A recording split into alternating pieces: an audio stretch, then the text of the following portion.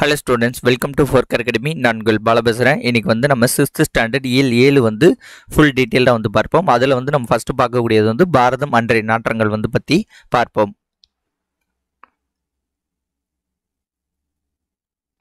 இந்த 6th ஸ்டாண்டர்டில் இயல் 7ல் பாரதம் அன்றைய நாற்றங்கள் இந்த செயல் பகுதியை வந்து எழுதியவர் யாருன்னு பார்த்தீங்கன்னா தாராபாரதி. இதில் வந்து ஃபஸ்ட்டு நுழையும் முன் அப்படிங்கிறத இந்த பகுதியை படிச்சிடும். ஏன்னா இந்த பகுதியில் என்ன சொல்லியிருக்காங்களோ இதான் வந்து இந்த பாடலோட மையக்கரு. நமது நாடு வளம் பொருந்தியது. இங்கு இயற்கை வளங்கள் வந்து மட்டுமின்றி இலக்கிய வளங்களும் மிகுந்துள்ளன. வேற்றுமையில் ஒற்றுமையை கொண்டது நமது நாடு இந்தியா. இமய முதல் குமரி வரை வாழும் இந்தியர்கள் அனைவரும் உணவு, உடை, மொழி, நாகரிகம் ஆகியவற்றால் வேறுபட்டு இருந்தாலும் உணர்வால் வந்து ஒன்றுபட்டவர்களே. தேசிய ஒருமைப்பாட்டை போற்றும் வகையில் நாம் வந்து இந்த பாடலை வந்து அறிவோம். ஓகே, இதான் வந்து இந்த பாடலோட மையக்கருவும். இந்தியாவோட வேற்றுமை ஒற்றுமையை பற்றி நிறைய வந்து சொல்லியிருப்பாங்க. மேலும் இந்தியாவோட வளம் பெருமைகளை பற்றியும் இந்த பாடலில் வந்து சொல்லியிருப்பாங்க. இப்போ வாங்க நம்ம இந்த பாடலை பற்றி டீட்டெயிலாக வந்து பார்ப்போம். புதுமைகள் செய்த தேசம் இது, பூமியின் கிழக்கு வாசல் இது. அதாவது என்னன்னா, பூமியோட கிழக்கு வாசலில் அமைந்திருக்கிறது தான் வந்து இந்தியா. இந்த இந்தியா வந்து நிறைய புதுமைகள் செய்த தேசம் இது அப்படின்ட்டு சொல்லியிருக்காங்க ஃபர்ஸ்ட்டில். அடுத்தது, தெய்வ வள்ளுவன் நெய்த குரல் தான் தேசம் உடுத்திய நூலாடை. ஓகேவா, அதாவது யாரு, நம்ம திருவள்ளுவருக்கெல்ல, திருவள்ளுவர் இயற்றிய திருக்குறள் தான் நம்ம தேசம் உடுத்திய நூலாடை அப்படிங்கிறாரு. ரெண்டாவது லைனில் பார்த்தீங்கன்னா, மெய்களை போற்றிய இந்திய தாய்க்கு, மெய்கள் அப்படின்னா என்னது, உண்மைகளை போற்றக்கூடிய இந்திய தாய்க்கு மெய்யுணர்வு என்கிற மேலாடை. ஸோ இந்திய தாய்க்கு வந்து என்னதுன்னா உண்மை, மெய்யுணர்வுனா என்னது, உண்மைகளை போற்றக்கூடியது தான் வந்து மேலாடை. அப்போ இதை வந்து நீங்கள் இப்படி சைடில் வந்து நோட் பண்ணி வச்சுக்கணும். ஓகேவா, என்ன குறள், திருக்குறள் அப்படிங்கிறது வந்து தேசத்தோட நூலாடை. இந்த மாதிரி ஷார்ட்டாக எழுதி வச்சுக்கணும், தேசத்தோட நூலாடை. இது ஃபர்ஸ்ட்டாக. அடுத்தது ரெண்டாவது வந்து என்னது, இந்திய தாய். இந்திய தாய்க்கு வந்து மெய்யுணர்வு. ஓகேவா, மெய்யுணர்வு அப்படிங்கிறது மேலாடை. அடுத்து வந்து பாருங்க, காளிதாசனின் தேனிசை பாடல்கள் காவிரி கரையில் எதிரொலிக்க. பாருங்க, அப்போ காளிதாசரோட தேனிசை பாடல்கள் வந்து காவிரி கரையில் எதிரொலிக்கும். கம்பனின் அமுத கவிதைகளுக்கு கங்கை அலைகள் இசையமைக்கும். இதில் வந்து ஷார்ட்டாக இப்படி எழுதிக்கணும். ஓகேவா, காளிதாசனுக்கு வந்து காவேரி, ஓகே, காவேரி கரையில் வந்து எதிரொலிக்கும் காக்கா. அடுத்து கம்பனின் கவிதைகள், ஓகே, கம்பனின் கவிதைகளுக்கு வந்து கங்கை அலைகள் வந்து கங்கை ஓகே, கங்கை அலைகள் வந்து இசையமைக்கும். ஸோ கேக்க, இந்த மாதிரி எழுதிக்கணும். அடுத்தது, கன்னியாகுமரியின் கூந்தலுக்காக காஷ்மீர் தோட்டம் பூ தொடுக்கும். ஓகேவா, கன்னியாகுமரி எங்கே இருக்குது, காஷ்மீர் எங்கே இருக்கு, ஆனால் அதோட ஒற்றுமையை சொல்கிறாங்க பாருங்க. கன்னியாகுமரியில் உள்ள கூந்தலுக்கு காஷ்மீர்லேருந்து பூ தொடுக்கும். மேற்கு மலைகள் நதிகளை அனுப்பி கிழக்கு கரையில் நலம் கேட்கும். ஸோ இவ்வளோதான், இந்த மாதிரி எழுதிக்கோ.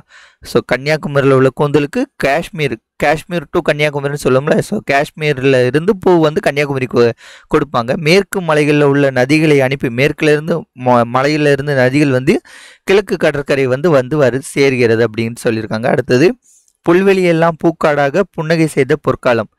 புல்வெளியாக இருந்ததெல்லாம் வந்து ஒரு பூந்தோட்டமாக, ஒரு பூஞ்சோலையாக மாறக்கூடிய பொற்காலம் இது. கல்லை கூட காவியமாக்கி கட்டி நிறுத்திய கலைக்கூடம். ஸோ கல்லை கூட வந்து செதுக்கி அது ஒரு சிற்ப கலைக்கூடமாக வந்து மாற்றக்கூடியது வந்து நம் நாடு. ஓகேவா, அதே மாதிரி இதில் எல்லா இதுலேயும் வந்து புதுமைகள் செய்த தேசம் இது, செய்த தேசம் இது, பூமியின் கிழக்கு வாசல் இது அப்படிங்கிறது ரிப்பீட்டடாக வரும். நீங்கள் இந்த மாதிரி ஷார்ட்டாக வந்து எழுதி வச்சுக்கோங்க, உங்களுக்கு மறக்கக்கூடிய பாயிண்ட்ஸை. இப்போ இந்த கன்னியாகுமரி கூந்தல், காஷ்மீர் பூந்தோட்டம், மேற்கு நதி, கிழக்கு கரை அப்படிங்கிறது மாதிரி ஷார்ட்டாக வந்து எழுதி வச்சுக்கோங்க. எழுத கூட வேண்டாம், அது உங்களுக்கு ஆட்டோமேட்டிக்காக வந்து மனசில் பதிஞ்சிடும் போக போக. அன்னை நாட்டின் அமுத சிறப்பியில் அந்நிய நாடுகள் பசை தீர்ப்ப அண்ணல். ஓகேவா, இந்த லைன் வந்து பண்ணுங்க. அன்னை நாட்டின் அமுத சிறப்பில் அந்நிய நாட்டுகள், நம்ம நாட்டில் உள்ள பசியை மட்டும் தீர்க்காமல் அண்டை நாட்டு பசியை தீர்க்கக்கூடியது வந்து நம்ம நாடு. அண்ணல் காந்தியடிகளின் சின்ன கைத்தடி. ஓகேவா, அவருடைய சின்ன கைத்தடி தான் வந்து என்னது, அறத்தின் ஊன்றுகோலாக. ஒரு இந்திய அரசு, நம்ம இந்திய நாட்டோட அறத்தோட ஊன்றுகோல் எது, காந்தியடியோட இந்த சிறிய கைத்தடி தான் அப்படின்னு சொல்லியிருக்காங்க. பூமி செய்த தேசம் இது, புதுமைகள் செய்த தேசம் இது, பூமியின் கிழக்கு வாசல் இது. ஓகேவா, ஸோ இவ்வளவு புதுமைகளை செய்த நாடு நம் நாடு. இது வந்து பூமிக்கு கிழக்கு திசையில் இருக்கக்கூடிய தேசம் அப்படின்ட்டு சொல்லி முடிக்கிறாங்க. இதை இயற்றியவர் யார், தாராபாரதி. ஓகே, சொல்லும் பொருளும்ல 2 தான் வந்து கொடுத்துருக்காங்க. மெய் அப்படின்னா உண்மை அப்படின்ட்டு உங்களுக்கே தெரியும். தேசம் அப்படிங்கிறது நாடு. இந்த பாடலின் பொருள் வந்து படிச்சு பாருங்க. நான் சொன்னதை தான் வந்து இங்கே டீட்டெயில்டாக வந்து சொல்லியிருப்பாங்க. ஓகே, அடுத்தது தாராபாரதியோட நூல்வழி. தாராபாரதியை பொறுத்த வரைக்கும் ரொம்ப சிம்பிளானது. தாராபாரதி ராதாகிருஷ்ணன் அவரோட இயற்பெயர். தாராபாரதியோட இயற்பெயர் வந்து என்னது? தாரா ராதா. அவ்வளோதான், இதான் ஷார்ட்கட்டு. தாராபாரதியோட இயற்பெயர் ராதாகிருஷ்ணன், தாரா ராதா. ஓகேவா? அடுத்து இவரை வந்து எப்படி சொல்றாங்க? கவி ஞாயிறு. கவி ஞாயிறு. ஸோ இந்த பேரை சொல்லியே இவரோட பேரை சொல்லுங்க. கவி ஞாயிறு தாராபாரதி. கவி ஞாயிறு தாராபாரதி அப்படிங்கிறது மாதிரி ஞாபகம் வச்சுக்கோங்க. கவி ஞாயிறு தாராபாரதி. அடுத்தது இந்த நூல்களோட ஷார்ட்கட்டுக்கு நான் ஒரு சின்ன கதை வந்து சொல்கிறேன் பாருங்க. தாராபாரதி வந்து டெய்லியும் வந்து கிழக்கு திசையில் வந்து தூங்குவார். ஓகேவா? தாராபாரதி வந்து தினமும் வந்து கிழக்கு திசையில் வந்து தூங்குவார். ஒவ்வொரு காலையில் விடியல் பொழுதிலும் வந்து அவருடைய விரல் நுனியில் வந்து சூரியனோட வெளிச்சம் வந்து படும். ஓகே, அவரோட விரல் நுனியில் எப்போ வந்து சூரியனோட வெளிச்சம் படும். அவர் கிழக்கு திசையில் தூங்குவார். எவ்ரிடே மார்னிங் அந்த விடியலில் வந்து பார்த்தீங்கன்னா அவரோட விரல்களில் வந்து சூரியனோட வெளிச்சம் வந்து படும். இதான் வந்து இந்த நூலுக்கான ஷார்ட்கட் பாருங்க. அவர் டெய்லியும் வந்து கிழக்கு திசையில் தூங்குவாரா? இது எங்கள் கிழக்கு. அவர் கிழக்கு திசையில் தூங்குவார். புதிய விடியல்கள் டெய்லியும் காலையில் வந்து அவர் விரலில் வந்து வெளிச்சம் வந்து படும். இவ்வளோதான். ஸோ சிம்பிளாக இருக்கா? இந்த மாதிரி வந்து ஞாபகம் வச்சுக்கோங்க. தாரா ராதா இந்த ஷார்ட்கட். அவர் கிழக்கு திசையில் தூங்குவார். டெய்லியும் காலையில் விடியும் போது அவர் விரலில் வந்து வெளிச்சம் வந்து விழும். மேலும் இவர் வந்து கவி ஞாயிறு. ஞாயிறுனா என்னது? சூரியன். நம்ம வந்து இந்த ஷார்ட்கட் என்னது? சூரியனை வச்சு தானே சொல்லியிருக்கோம். சூரியனோட வெளிச்சம் தானே அவர் கையில் விழுதுன்னு சொல்லியிருக்கோம். அப்போ சூரியனோட வெளிச்சம் யார் கையில் விழும்? சூரியன் அப்படிங்கிறது கவி ஞாயிறு. ஸோ கவி ஞாயிறுன்ட்டு ஞாபகம் வச்சுக்கலாம். ஸோ சூரியன் ஷார்ட்கட்னால கவி ஞாயிறு அப்படிங்கிறது அடைமொழியும் நம்ம ஞாபகம் வச்சுக்கலாம். ஓகே, அடுத்தது புக் பேக் வந்து பார்ப்போம். தேசம் உடுத்திய நூலாடை என கவிஞர் குறிப்பிடும் நூல். பார்த்தீங்களா, நான் சொன்னோம்ல, தேசம் உடுத்திய நூலாடை வந்து என்னது? திருக்குறள். காளிதாசனின் தேனிசை பாடல்கள் எதிரொலிக்கிற இடம். காளிதாசருக்கு வந்து காவேரி கரை. கலைக்கூடமாக காட்சி தருவது நம்ம நாட்டோட என்னது? சிற்பக்கூடம். ஓகேவா? அடுத்தது நூலாடை என்னும் சொல்லை பிரித்தெழுத கிடைப்பது. நூல் பிளஸ் ஆடை. எதிர் பிளஸ் ஒலிக்க என்பதை சேர்த்தெழுத கிடைக்கும் சொல். எதிர் ஒலிக்க. ஆன்சர் வந்து ஆப்ஷன் இ. ஸோ திருக்குறள், காவேரி கரை, சிற்பக்கூடம், நூலாடை. ஓகேவா? இப்போ இது வந்து இப்போ கம்பனின் கவிதைகள் வந்து எதிரொலிக்கக்கூடிய அதுக்கு இது கம்பன் வந்தால் இதில் என்ன வரும்? கம்பனுக்கு வந்து என்னது? கங்கை கரை. ஓகேவா? ஸோ நீங்கள் அந்த இதை கொஞ்சம் ஷார்ட்டாக வந்து படித்து வச்சுட்டிங்கன்னா உங்களுக்கு இந்த புக் பேக் மாதிரியான விஷயங்களில் யூஸ்ஃபுல்லாக இருக்கும். கம்பன் வந்தால் கங்கை. ஓகே, அவ்வளோதான். இப்போ நெக்ஸ்ட்டு பார்ப்போமா? அடுத்து தமிழ்நாட்டில் வந்து காந்தி. ஓகே, இது வந்து ரொம்ப இன்ட்ரெஸ்டிங்கான ஒரு உரைநடை தான். காந்தியடிகள் இந்திய விடுதலை போராட்டத்திற்கு பாடுபட்டவர் என்பதை நாம் நன்கு அறிவோம். இது வந்து நமக்கு தெரியும். அவர் விடுதலை போராட்டத்துக்கு பாடுபட்டிருக்காரு. அது போக அவர் பெண்களோட முன்னேற்றம், சமுதாய மறுமலர்ச்சி, தீண்டாமை ஒழிப்பு முதலியவற்றுக்காகவும் வந்து அவர் பாடுபட்டிருக்காரு. அவருடைய எளிமை ஒரு அறமாக வந்து போட்டிருக்கிறார். அவர் இந்தியாவில் வந்து அவர் கால்படாத இடமே வந்து கிடையாது. அப்படி தமிழ்நாட்டில் வந்து எப்போல்லாம் வந்திருக்காரு, வரும்போது என்னென்ன நிகழ்வுகள்லாம் நடந்திருக்கு அப்படிங்கிறத பற்றி தான் நம்ம இந்த பாடத்தில் வந்து பார்க்க போகிறோம். மதுரையில் வந்து காந்திக்கு அருங்காட்சியகம் இருக்குது. மதுரையில் உள்ள காந்தி அருங்காட்சியகம் வந்து இந்த ஃபோட்டோவில் வந்து இருக்குது. ஓகே, முதல் நிகழ்வு வந்து நம்ம பார்ப்போம். காந்தியடிகளுக்கு தமிழ்நாட்டின் மீதும் தமிழ் மக்கள் மீதும் மிகுந்த அன்பு வந்து உண்டது. பலமுறை தமிழ்நாட்டில் பயணம் செய்துள்ளது. அவ்வப்போது சுவையான நிகழ்வுகள் வந்து நடந்துள்ளது. அதில் ஒரு சிலது வந்து பார்ப்போம். ஃபர்ஸ்ட் வந்து பார்த்தீங்கன்னா 1919 ரவுலட் சட்டம் வந்து கொண்டு வந்துட்டாங்க. அதற்கு எதிர்ப்பாக வந்து கடுமையான போராட்டங்கள்லாம் வந்து எல்லா இடத்துலையும் வந்து நடத்திக்கிட்டு இருக்காங்க. ஓகேவா? 1919 ரவுலட் சட்டத்தில் கொண்டு வராங்க. அதுக்கு போராட்டங்கள் பயங்கரமாக நடந்துட்டு இருக்கு. அப்போ வந்து காந்தி வந்து தமிழ்நாட்டுக்கு வராரு. வரும்போது ராஜாஜி வீட்டில் இருக்காங்கல்ல, ராஜாஜி வீட்டில் வந்து காந்தியடிகள் வந்து ஒரு மெத்தையில் வந்து அமர்ந்து இருக்கிறாரு. அவரை சுற்றி ராஜாஜியும் மற்ற தலைவர்களும் வந்து நின்று கொண்டு வந்து இருக்கிறாங்க. அப்படி நின்றுக்கிட்டு இருக்கும்போது அப்படி நின்றுக்கிட்டு இருக்கும்போது அங்கே வந்து யார் வராருன்னு பார்த்தீங்கன்னா நம்மால் பாரதியார் வராரு. வந்துட்டு காந்தியடிகள்கிட்ட வந்து கேட்குறாரு, நான் வந்து ஒரு பொதுக்கூட்டத்துக்கு வந்து முடிவு பண்ணியிருக்கேன், இன்னைக்கு மாலைக்கு ஒரு பொதுக்கூட்டம் வந்து நடத்துகிறேன், அந்த பொதுக்கூட்டத்துக்கு நீங்கள் தலைமை தாங்க முடியுமான்ட்டு அப்படின்ட்டு பாரதியார் வந்து காந்தியடிகள்கிட்ட வந்து கேட்குறாரு. அப்போ காந்தி என்ன சொல்கிறாருன்னு பார்த்தீங்கன்னா, இல்லை எனக்கு நிறைய பணி இருக்குது, நீங்கள் வேணால் உங்கள் பொதுக்கூட்டத்தை வந்து நாளை நடத்த முடியுமா அப்படின்னு கேட்குறாரு. அதுக்கு பாரதியார் என்ன சொல்கிறாருன்னா, அதெல்லாம் முடியாது, நான் சொன்னதை சொன்ன டைமில் முடிச்சிடுவேன், திட்டமிட்டபடி கூட்டம் நடக்கும், நீங்கள் வந்து தொடங்க போகிற இயக்கத்துக்கு நீங்கள் இப்போ இங்கே எதுக்கு வந்திருக்கீங்களா, இந்த 1919 ரவுலட் சட்டத்துக்கு எதிராக ஏதாட்டும் இயக்கம் தொடங்கணும்னு வந்திருக்கீங்களா, அந்த இயக்கத்துக்கு என்ன இயக்கம், ஒத்துழைமை இயக்கம் தான் தொடங்குவார் 1920, அந்த இயக்கத்துக்கு வந்து என்னுடைய வாழ்த்துக்கள் அப்படின்ட்டு பாரதியார் வந்து சொல்லிட்டு அங்கேருந்து போயிடுவார். பாரதியார் போனவுடனே இவர் யார் அப்படின்ட்டு காந்தி வந்து வியப்புடன் வந்து அங்கே உள்ள ராஜாஜி அவங்ககிட்ட வந்து கேட்பாங்க. அப்போ வந்து சொல்லுவாங்க, இவர் தான் எங்களுடைய தமிழ்நாட்டு கவிஞர் அப்படின்ட்டு ராஜாஜி வந்து சொல்லுவார். அப்படியே அப்போ இவரை வந்து பத்திரமா வந்து பாதுகாக்க வேண்டும் அப்படின்ட்டு சொல்லியிருப்பார். ஸோ காந்தி வந்து யாரை பத்திரமா பாதுகாக்க வேண்டுங்கிறாரு பாருங்க, பாரதியாரை வந்து பத்திரமா வந்து பாதுகாக்க வேண்டும் அப்படின்ட்டு சொல்லியிருப்பார். இந்த நிகழ்ச்சியின் மூலம் வந்து காந்தி வந்து பாரதியாரை வந்து எவ்வாறு மதிப்பிடுகிறார் அப்படிங்கிறது நமக்கு தெரியுது. அடுத்தது 1921 வந்து திரும்ப வராரு. 1921 திரும்ப வரும்போது காந்தியடிகள் வந்து மதுரைக்கு அந்த ரயில் ஸ்டேஷனில் இருக்கும்போது அங்கே வந்து மக்களை வந்து பார்க்குறாரு. அப்போ மக்கள் வந்து ஒரு துண்டு ஒரு வேட்டி இந்த மாதிரி தான் வந்து எல்லோரும் கட்டியிருக்காங்க. ஆனால் காந்தி வந்து அப்போ அந்த டைமில் வந்து கோட் ஷூட் வந்து போடுவார்.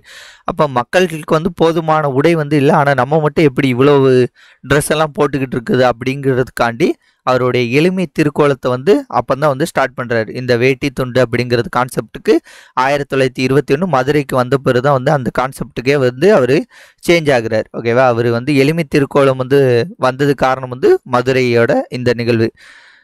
அடுத்து காந்தியடிகள் ஒரு முறை காரைக்குடியை சுற்றியுள்ள ஊர்களில் சுற்றுப்பயணம் செய்தார். அப்போது கானாடு காத்தான் என்னும் ஊரில் அன்பர் ஒருவர் வீட்டில் தங்கியிருந்தார். அன்பர் அப்படிங்கிறது பொருள் என்னன்னா, நம்ம மற்றவங்க மேலே வந்து பாசம் வைத்தாலும் இல்லைன்னா மற்றவங்க நம்ம மேலே பாசம் வைத்தாலும் அவர்களை வந்து அன்பர் அப்படின்ட்டு சொல்லலாம்.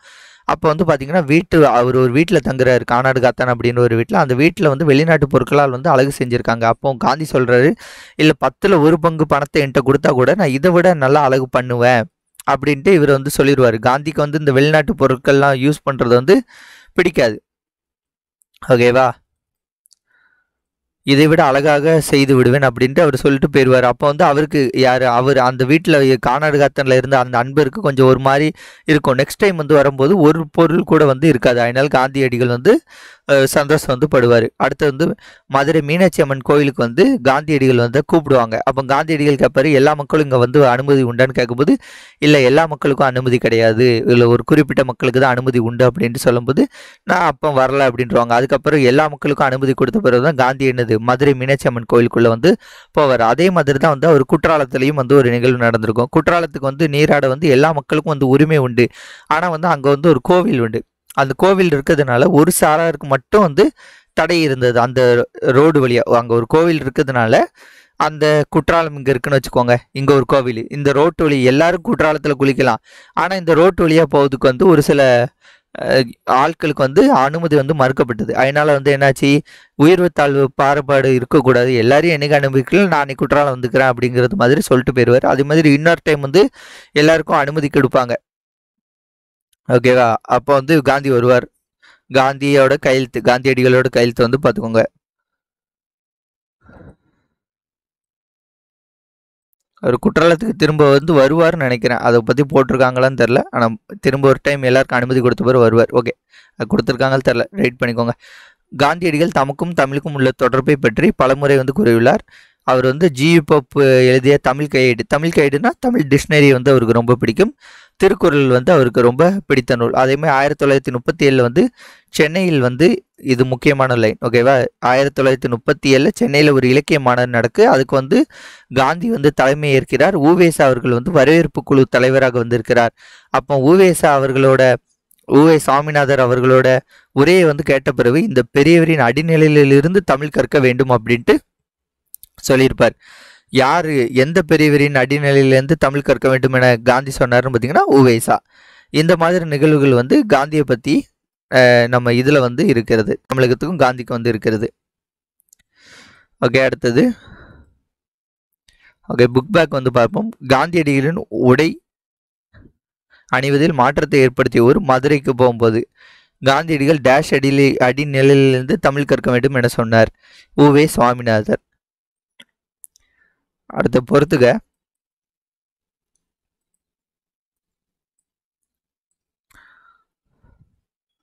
ஓகே, பொறுத்துக வந்து பாருங்க. இலக்கிய மாநாடு எங்க நடந்துச்சு? சென்னை.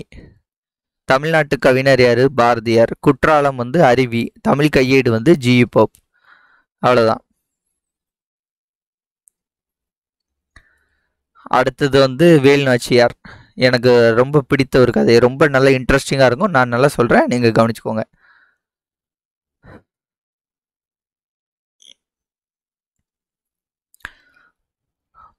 ராமநாதபுரத்தை ஓகே ஃபர்ஸ்ட் இங்கேருந்து பார்ப்போம். ராமநாதபுரத்தை ஆட்சி செய்த செல்லமுத்து மன்னரின் ஒரே மகள் வந்து வேலு நாச்சியார். இவங்களுக்கு வந்து தமிழ் மட்டும் இல்லாமல் ஆங்கிலம், பிரெஞ்சு, உருது போன்ற மொழிகள் வந்து தெரியும். மேலும் சிலம்பம், குதிரையேற்றம், வார்போர், விற்பயிற்சி ஆகியவை தெரியும். இவங்க வந்து வேலு நாச்சியார் அவங்க வந்து சிவகங்கை மன்னர் முத்து வடுகநாதரை வந்து திருமணம் வந்து பண்ணிப்பாங்க. ஒரு காளையார் கோவிலில் வந்து ஒரு இன்சிடெண்ட்டில் வந்து நயவஞ்சகமாக முத்து வடுகநாதரை வந்து ஆங்கிலேயர்கள் வந்து கொன்றுவாங்க. அப்போ வந்து அவங்க வந்து திண்டுக்கல் கோட்டையில் வந்து ஒரு 8 வருஷம் வந்து தங்குற மாதிரியான சூழ்நிலை வந்து பெயரும். ஓகேவா? அவங்க வந்து திண்டுக்கல் கோட்டையில் கோபால நாயக்கர் அவரோட தலைமையில் அவரோட பாதுகாப்பில் வந்து இவங்க வந்து ஒரு 8 வருஷம் வந்து தங்குவாங்க. அந்த 8 ஆண்டுகளுக்கு பின் வந்து திண்டுக்கல் கோட்டையில் வந்து ஒரு மீட்டிங் வந்து நடக்கும். அங்கே வந்து வேலு நாச்சியார் அவங்க இருப்பாங்க. அவங்க கூடயே வந்து பார்த்தீங்கன்னா அவங்களோட அமைச்சர் தாண்டவராயர், தளபதி பெரியமருது, சின்னமருது மற்றும் ஒரு சில குறுநில மன்னர்கள் வந்து இருப்பாங்க. இவங்க 8 வருஷமா வந்து காளையார் கோயிலை போய் பிடிக்கணும், சிவகங்கையை பிடிக்கணும் அப்படின்ட்டு இருப்பாங்க. ஏன்னா இவங்க ஆட்சி செய்த ஊரில் அதில் அவங்க ஹஸ்பண்டை வந்து கொண்டுட்டு அவங்க ஆங்கிலேயர்கள் வந்து பிடிச்சிட்டாங்க. அந்த இடத்த வந்து எப்படியாவது பிடிக்கணும் அப்படிங்கிறது மாதிரி பிளான் பண்ணிக்கிட்டே வந்து இருப்பாங்க. நாம் சிவகங்கையை இழந்து வந்து இன்னைக்கு வரைக்கும் 8 ஆண்டுகள் ஆகிட்டு அப்படின்ட்டு இவங்க கவலைப்பட்டு சொல்லிட்டு இருப்பாங்க. அப்போ கவலைப்படாதீர்கள் அமைச்சரே, கவலைப்படாதீங்கள் அரசியாரே அப்படின்ட்டு இவர் தாண்டவராயர் வந்து சொல்லுவார். அந்த இனிய நாளை நம்ம ஆவலுடன் வந்து எதிர்பார்த்து கொண்டு இருக்கிறோம் அப்படின்ட்டு வேலு நாச்சியார் அவங்க சொல்லுவாங்க. அப்போது வந்து இவங்க ஐதர் அலி இருக்கார்ல, மைசூரில் ஐதர் அலிகிட்ட வந்து இவங்க வந்து ஒரு 5000 குதிரைப்படை வீரர்களை வந்து கேட்டிருப்பாங்க. ஓகேவா? அவங்க ஐதர் அலிகிட்ட வந்து உருது மொழியில் வந்து பேசுவாங்க. இவங்களுக்கு உருது தெரியுதுனால ஐதர் அலிக்கு வந்து உருது மொழியில் வந்து பேசியோ லெட்டரோ எழுதியிருப்பாங்க. ஓகேவா? அதனால வந்து ஐதர் அலியும் வந்து ஒரு 5000 குதிரைப்படை வீரர்களை வந்து இவங்களுடைய போர்க்காண்டி வந்து கொடுத்துருப்பாரு. அந்த 5000 குதிரைப்படைகள் வந்து வந்துட்டு அப்படின்னு சொல்லுவாங்க. சரி, அவங்கள வந்து ரெஸ்ட் எடுக்க சொல்லுங்க, நான் வந்து பார்க்குறேன் அப்படின்ட்டு இவங்க சொல்லியிருப்பாங்க. ஓகேவா? அப்போ அவங்க சரி அவங்கள ரெஸ்ட் எடுங்க, நான் வந்து பார்க்குறேன்னு சொல்லுவாங்க. அரசியாருக்கு வணக்கம், 5000 குதிரைப்படைகள் வந்துடும், அப்படியே மகிழ்ச்சி, அவங்கள ஓய்வெடுக்க சொல்லுங்க, நான் வந்து பார்க்குறேன்ருவாங்க. ஐதர் அலி வந்து கண்டிப்பாக உங்களுக்கு குதிரை அனுப்புவார் அப்படின்ட்டு எனக்கு நம்பிக்கை இருந்தது அப்படின்ட்டு தாண்டவராயர் வந்து சொல்லுவார். அது எப்படின்னு சொல்கிறீங்கன்னு கேட்டால், இல்லை நீங்கள் அவரை நேரில் பார்த்து பேசும்போது உருது மொழியில் பேசுனீங்க, அப்போ அவருடைய முகத்தில் வந்து மகிழ்ச்சி தோன்றியது, அதனாலே வந்து உங்களுக்கு கொடுத்துருவாருன்னு எனக்கு தெரியும் அப்படின்ட்டு இவர் தாண்டவராயர் வந்து சொல்லுவார். அப்போ நம்ம அரசியாருக்கு பன்மொழி அறிவு இருக்குது அப்படின்ட்டு சின்னமருது வந்து அவங்கள வந்து பாராட்டுவாங்க. இப்படி எல்லாம் வந்து ஒரு கான்வர்சேஷனாக வந்து போய்கிட்டு இருக்கோம். ஓகே, அப்போ வந்து நமது வீரர்களுடன் 5000 குதிரைப்படை வீரர்களும் சேர்ந்து விட்டனர். ஆகவே நாளை சிவகங்கையை மீட்க புறப்படலாமா அப்படின்ட்டு பெரிய மருது வந்து கேட்பாரு. அதுக்கு வந்து வேலு நாச்சியார் அம்மையா என்ன சொல்லுவாங்கன்னு பார்த்தீங்கன்னா, என் கணவர் வந்து கொல்லப்பட்ட ஃபர்ஸ்ட் காளையார் கோவிலை மீட்போம், அதுக்கப்புறம் வந்து நம்ம சிவகங்கையை மீட்போம் அப்படின்ட்டு ஒரு பிளானை வந்து சொல்லுவாங்க. உடனே அதற்கு எல்லாருமே வந்து சரி அப்படின்ட்டு சொல்லிடுவாங்க. இப்போ வேலு நாச்சியார் வந்து என்னன்னா, அந்த மறுநாள் காளையார் கோவிலில் வந்து இது பண்ணணும், காளையார் கோவிலை பிடிக்கணும் அப்படிங்கிறதுக்காண்டி ஆண்கள் படைப்பிரிவுக்கு மருது சகர்களும் பெண்கள் படைப்பிரிவுக்கு குயிலியும் வந்து தலைமையை வந்து தாங்குவாங்க. காளையார் கோவிலில் வேலு நாச்சியாரின் படைக்கும் ஆங்கிலேயர் படைக்கும் வந்து கடுமையான வந்து போர் வந்து நடக்கும். இதில் கடைசியில் வந்து ஆங்கிலேயர்கள் வந்து இவங்க தோற்கடித்து இவங்க வெற்றி பெற்றுருவாங்க. அரசியாருக்கு அவர்களே காளையார் கோவில் நம் கைக்கு வந்துவிட்டது, இப்போ நம்ம சிவகங்கையை வந்து தாக்கினால் ஆங்கிலேயர் வெறுத்தி அடித்தரலாம் அப்படின்ட்டு பெரிய மருது சொல்லுவார். பெரிய மருது தான் வந்து நம்ம அங்கே போர் புரியுமா, போய் ஃபைட் பண்ணுமா அப்படிம்பாரு எல்லா இடத்துலையும் கவனிச்சிங்கன்னா. ஓகேவா? அதுக்கு வந்து அவசரம் வேண்டாம், விஜயதசமி அன்னைக்கு தான் வந்து சிவகங்கை கோட்டைக்குள்ளே வந்து பெண்கள் வந்து நுழைவதற்கான அனுமதி உண்டு, அன்னைக்கு தான் வந்து கோட்டை வந்து திறக்கப்படும் அப்படின்ட்டு இவங்க சொல்லியிருப்பாங்க. விஜயதசமி நாளில் வந்து பெண்களுக்கு மட்டும் அந்த கோட்டைக்குள்ளே வந்து ஒரு பூஜை நடக்கும், அதற்காண்டி வந்து அந்த கோட்டையை வந்து திறப்பார்கள். அப்போது ஓகே, அப்போ நம்ம உள்ளே போவோம் அப்படிம்பாங்க. அப்போ வந்து நம்மளுடைய பெண்கள் வந்து இந்த பூக்கள் இந்த மாதிரி விஷயங்களை கொண்டு போகும்போது அதுக்குள்ள அந்த இருக்க பூக்கள் பழங்கள் கொண்டு போகும்போது ஆயுதங்களையும் கொண்டு செல்லட்டும், அவங்க தாக்குதலை தொடங்கணுன்னா நம்ம திரும்பி போய் அடித்து ஆங்கிலேயரை விரட்டி விடலாம் அப்படின்ட்டு வேலு நாச்சியார் வந்து சொல்லுவாங்க. ஓகே அப்படின்ட்டு இந்த பிளான் ஒரு சைடு போயிட்டுருக்கோம். அதுக்கப்புறம் வந்து இவங்க இந்த இந்த இது வந்து எப்படின்னா, இவங்க வந்து ஒரு முறை வந்து தப்பி செல்லும்போது வந்து வேலுநாச்சியார் அவங்க வந்து தப்பி செல்லும்போது அங்கே வந்து ஆடு மேய்க்கக்கூடிய ஒரு பெண் வந்து உடையாள், ஓகேவா? இவங்க வந்து பார்த்துருவாங்க. இவங்க பார்த்ததை வந்து அங்கே பார்த்துருவாங்க. அதை இப்போ ஒன்றும் இல்லைங்க, இவங்க வந்து இந்த உடையாள் அப்படிங்கிறவங்க வந்து இங்கே வந்து ஆடு மேய்ச்சிக்கிட்டு இருக்காங்கன்னு வச்சுக்கோங்களேன். வேலுநாச்சியார் வந்து ஆங்கிலேயர்கிட்ட இருந்து இப்படி தப்பிச்சு போகிறாங்க. இவங்க வந்து ஆடு மேய்ச்சிக்கிட்டு இருக்கும்போது பார்த்துருந்தாங்க. அப்போ வந்து இந்த ஆங்கிலேயர்கள் வந்து இவங்களுக்கு பின்னாடி வராங்க. வந்துட்டு இந்த உடையாள் இருக்கிறத பார்த்துட்டு, நீ வந்து கண்டிப்பாக பார்த்துருப்பல்ல, அவங்க எங்கே போனாங்கன்னு சொல்லுன்னு சொல்லி இவங்களை சித்திரவதை பண்ணி இவங்களை கொன்றுவாங்க, ஓகேவா? அந்த தகவலை வந்து தாண்டவராயர் வந்து வேலுநாச்சியார்கிட்ட சொல்கிறாங்க. நம்மளை காட்டி கொடுக்காம வந்து உடையாள் அப்படிங்கிறவங்க வந்து இறந்துட்டாங்க, அவங்களுக்கு நம்ம தக்க மரியாதை வந்து செய்யணும் அப்படின்ட்டு சொல்லுவாங்க. அதுக்கு வேலுநாச்சியார் வந்து ஓகே, அவங்களுக்கு ஒரு நடுக்கல் வந்து ரெடி பண்ணுங்க அப்படிம்பாங்க. மறுநாள் வந்து அந்த விஜயதசமி முதல் நாள் சிவகங்கையை நோக்கி புறப்படும் போது அந்த நடுக்கலுக்கு வந்து அவங்களுடைய தாலியை வந்து இட்டு உடையாள் புகழ் ஓங்குக அப்படின்ட்டு சொல்லுவாங்க, ஓகேவா? இதுதான் வந்து அந்த உடையாளோட நடுக்கல். ஓகே, இது வந்து உடையாளோட நடுக்கல் வந்து இங்கே இருக்குது. ஓகே, அப்போ வந்து குயிலி வந்து ஒரு பிளான் வந்து சொல்லுவாங்க. என்னன்னா, அரசியாரே, நான் நம்மளுடைய பெண்களோடத்துல மாறுவிடத்தில் உள்ளே செல்கிறேன், சென்று அந்த ஆயுத கிடங்குக்கு தீ வைத்து அந்த ஆயுத கிடத்தை வந்து எரிச்சு விடுறேன், ஓகேவா? குயிலி வந்து என்ன சொல்லுவாங்கன்னா, அங்கே ஆயுத கிடங்கு இருக்கும், அந்த ஆயுத கிடங்கு வந்து நான் எரிச்சிட்டுறேன், அந்த ஆயுத கிடங்கை க்ளோஸ் பண்ணிட்டேன்னா அவங்களுக்கு ஆயுதம் கிடைக்காது, அப்போ வந்து நம்ம ஈஸியாக வந்து சக்ஸஸ் பண்ண முடியும் அப்படின்ட்டு சொல்லிடுவாங்க. உடனே வேலுநாச்சியாரும் ஓகே அப்படியே ஆகட்டும் அப்படின்றவங்க. வேலுநாச்சியார் 1730 முதல் 1796 வரைக்கும் அவங்களோட காலம். அவங்க சிவகங்கையை மீட்ட ஆண்டு 1780. ஜான்சி ராணிக்கு முன்பே ஆங்கிலேயர்களுடன் போர் புரிந்தவர் வந்து வேலுநாச்சியார். இவங்களுக்கு ஒரு மகள் உண்டு. அவங்களுடைய பேர் வந்து என்னன்னு பார்த்தீங்கன்னா வெள்ளச்சி நாச்சியார். அதில் வந்து நீங்கள் ஐயனம்ல வந்து படிப்பீங்க அதை பற்றிலாம். ஓகே, அடுத்த குயிலியும் பெண்கள் படையினர் வந்து உள்ளே போவாங்க. உள்ளே போனோன்னு கொஞ்ச நேரத்தில் வந்து அந்த அந்த இது இருக்குல்ல, அந்த ஆயுத கிடங்கு வெடித்து தீ எரிஞ்சுக்கிட்டு இருக்கும். உடனே இவங்க எல்லாரும் அப்போ வந்து ஒரு சலசலப்பு வந்துடும்ல, சலசலப்பு வந்தோடனே ஆண்கள் பெண்கள் எல்லாரும் உள்ளே போய் ஆங்கிலேயர்களை தோக்கடித்து கோட்டையை விட்டு ஓட விட்டுருவாங்க. இவங்க வெற்றி பெற்றுருவாங்க. உடனே வேலுநாச்சியார் கேட்பாங்க, சரி குயிலி எங்கே அப்படின்ட்டு. இல்லை, குயிலி தான் உடலில் தீயை வச்சுக்கிட்டு தான் ஆயுத கடங்குள்ள விழுந்து ஆயுத கடங்கு வெடிக்க வச்சாங்க அப்படின்ட்டு சொல்லுவாங்க. பார்த்துக்கோங்க, ஒரு அரசு ஜெயிக்கணுன்ட்டு அங்கே வேலை பார்க்குற குயிலி வந்து பண்ண சம்பவம் அப்படியே நெகிழ்ந்துடும்.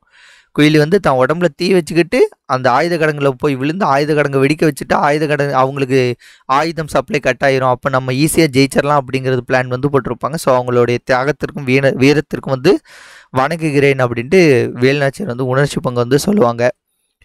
இந்த சிவகங்கையை மீட்ட போரில் வந்து பார்த்திங்கன்னா வேலுநாச்சியாரோட வீரம், மருது சகோதரர்களோட ஆற்றல், ஐதர் அலியின் உதவி, குயிலியோட தியாகம், இது எல்லாமே வந்து சேர்ந்து தான் வந்து என்னது சிவகங்கை வந்து மீட்கப்பட்டது அப்படிங்கிறத வந்து இந்த பாடத்தோடைய கதை. இது வந்து இங்கே விரிவானத்தில் கொடுத்துருக்காங்க, ஆனால் இது ஐயனம்ல வந்து ஒரு முக்கியமான பாடம்.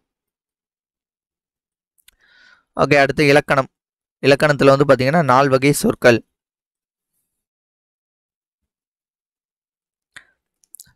தமிழில் வந்து பார்த்தீங்கன்னா சில எழுத்துக்கள் தனித்து நின்று பொருள் தரும், அது வந்து என்னது ஓர் எழுத்து ஒரு மொழி. ஒன்றுக்கும் மேற்பட்ட எழுத்துக்கள் தொடர்ந்து வந்து பொருள் தரும், ஓகேவா? 2 எழுத்து 3 எழுத்து சேர்ந்து பொருள் தரும். இதை வந்து என்ன சொல்கிறோம், சொல் அப்படின்ட்டு சொல்கிறோம். அதுக்கு எடுத்துக்காட்டு ஈ பூ அப்படிங்கிறதுலாம் ஒரு எழுத்து ஒரு மொழி. மையிலாம், கல் கடல் தங்கம் அப்படிங்கிறதுலாம் சொல், ஓகே? இல்லை, இலக்கண அடிப்படையில் வந்து சொற்கள் வந்து பெயர்ச்சொல், வினைச்சொல், இடைச்சொல், உயிர்ச்சொல் அப்படின்ட்டு உரிச்சொல் அப்படின்ட்டு 4 வகைப்படும். பெயர்ச்சொல் வந்து அப்படி பார்த்தீங்கன்னா ஒன்றன் பெயரை குறிக்கும் சொல் வந்து பெயர்ச்சொல். இந்த பெயர்ச்சொல் வந்து 6 வகைப்படும். இது வந்து நம்ம அடுத்த ஒரு இதில் வந்து வரும், அப்போ அங்கே வந்து பார்ப்போம். பாரதி, பள்ளி, காலை, கண், நன்மை, ஓடுதல், இது எல்லாமே வந்து பெயர்ச்சொல்லுக்கான எடுத்துக்காட்டாக வந்து கொடுத்துருக்காங்க. வினைச்சொல் அப்படிங்கிறது ஒரு செயலை குறிக்கக்கூடிய தான் வந்து என்னது வினைச்சொல். வினைச்சொல் அப்படிங்கிறது என்னன்னா ஒரு செயலை குறிக்கக்கூடியதான் வினைச்சொல். செயலை குறிக்கும் சொல் வந்து வினைச்சொல். வினை அப்படின்னா செயல், செயலை குறிக்கக்கூடிய சொல் வினைச்சொல். வா, போ, எழுது, விளையாடு, இதெல்லாம் வந்து ஒரு செயலை குறிக்கிறதுல, அதனால இது வந்து வினைச்சொல். அடுத்த இடைச்சொல் அப்படிங்கிறது அந்த வினைச்சொல்லையும் பெயர்ச்சொல்லையும் இணைக்கக்கூடிய சொல், ஓகேவா? பெயர்ச்சொல்லையும் வினைச்சொல்லையும் சார்ந்து வரும், ஓகேவா? சார்ந்து வரும் இடைச்சொல்லாகும். இது வந்து தனித்து இயங்காது. தந்தையும் தாயும், மற்றொருவர், ஐ, திருக்குறளை, இதெல்லாம் வந்து எடுத்துக்காட்டுலாம் நல்லா பார்த்துக்கோங்க. எடுத்துக்காட்டுலேருந்து தான் கேள்விகள் கேட்பாங்க. உரிச்சொற்சொடர், ஓகே? உரிச்சொற்சொடர் வந்து நிறைய இருக்கு. மா, தவ, சால, உரி, களி, கடி அப்படின்ட்டு நிறைய எழுத்துக்கள் உண்டு. ஆனால் இந்த ஏரியாவில் 2 தான் வந்து கொடுத்துருக்காங்க. ஸோ இந்த இதில் நீங்கள் 2 மட்டும் பார்த்துக்கோங்க, மீதி உள்ளதை நம்ம பின்னாடி பார்ப்போம். உரிச்சொல் அப்படிங்கிறது என்னென்னா பெயர்ச்சொல், வினைச்சொல் ஆகியவற்ற தன்மையை மிகுதிப்படுத்தக்கூடும். இங்க பாருங்க, மா அப்படிங்கிறதுனா மா அப்படின்னா என்னன்னா எப்பவுமே ஒரு உயர்வான ஒரு விஷயத்தை சொல்லும். மாநகரம், நகரம் இருக்கு, மாநகரம்னா அதோட பெருசு. சிறந்தது, சிறந்ததுனாலே சிறந்தது தான். ஆனால் சால சிறந்தது தான் சிறந்ததோட ஒரு பெஸ்ட்டான விஷயம். ஸோ அதோட தன்மையை மிகுதிப்படுத்தி சொல்வது தான் வந்து என்னன்னா உரிச்சொல். ஓகேவா? இங்க வந்து பாருங்க, இங்க ஒரு சில விஷயங்கள் வந்து கொடுத்துருக்காங்க. 4 வகை சொற்களை வகைப்படுத்துக, இடைச்சொற்களை வந்து கண்டறிக. இதெல்லாம் வந்து நீங்க ப்ராக்டிஸ் வந்து பண்ணி பாருங்க.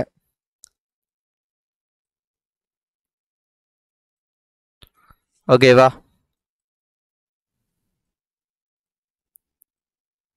அடுத்து இதுல வந்து இந்த இதை மட்டும் பார்த்துக்கோங்க. 1900 இல்லை, இதெல்லாம் வந்து ஐயனம்ல கேள்வி கேட்க கூட வாய்ப்பு இருக்கு. தமிழாக இருந்தாலும் ஐயனம்ல வந்து கேள்வி கேட்க வாய்ப்பா இருக்கு.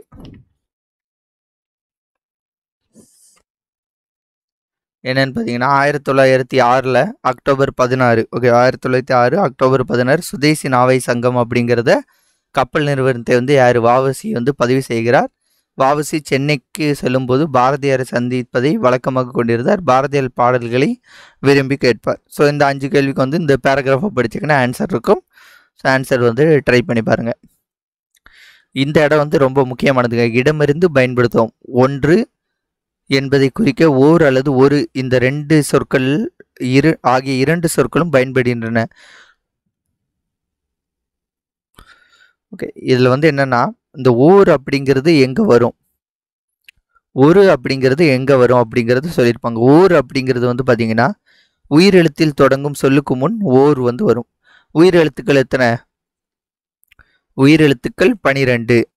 அ, ஆ, இ, ஈ, உ, ஊ, ஏ, ஏ, ஐ, ஓ, ஓ, ஔ, இந்த மாதிரி உள்ள வரக்கூடிய உயிரெழுத்துக்களுக்கு முன்னாடி ஓர் அப்படிங்கிறதான இந்த எழுத்து வந்து வரும். ஸோ ஓர் அப்படிங்கிறது உயிரெழுத்துக்கு முன் வந்து வரும்.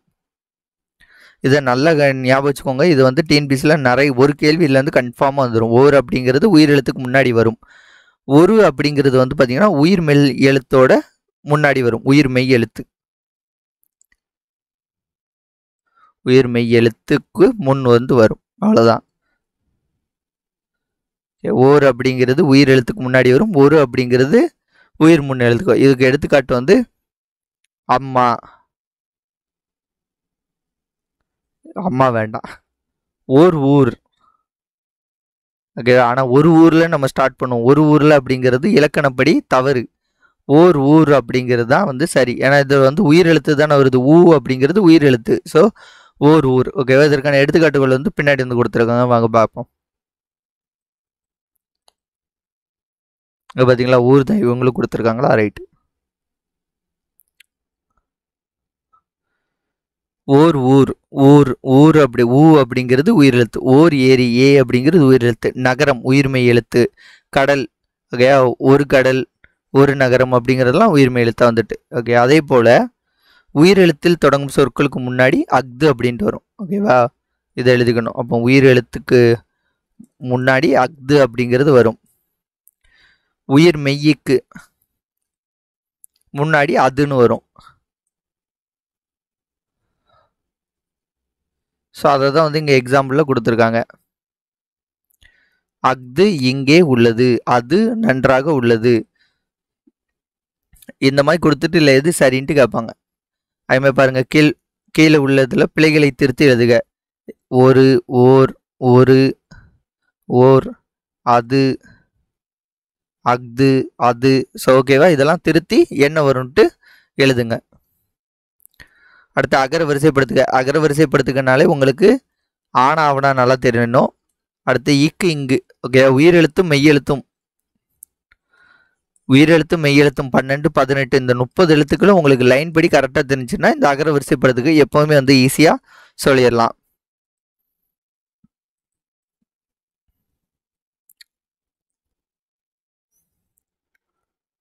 அடுத்தது வேற எதுவும் முக்கியமானது இல்லை. ஓகே, இல்லை வந்து பாருங்க, நாட்டுப்பற்று அப்படிங்கிறது என்னது? பேட்ரியாட்டிசம். எனக்கு இந்த வார்த்தையில இப்போ தான் வாழ்க்கையிலே தெரியுது. நாட்டுப்பற்று அப்படிங்கிறது பேட்ரியாட்டிசம்.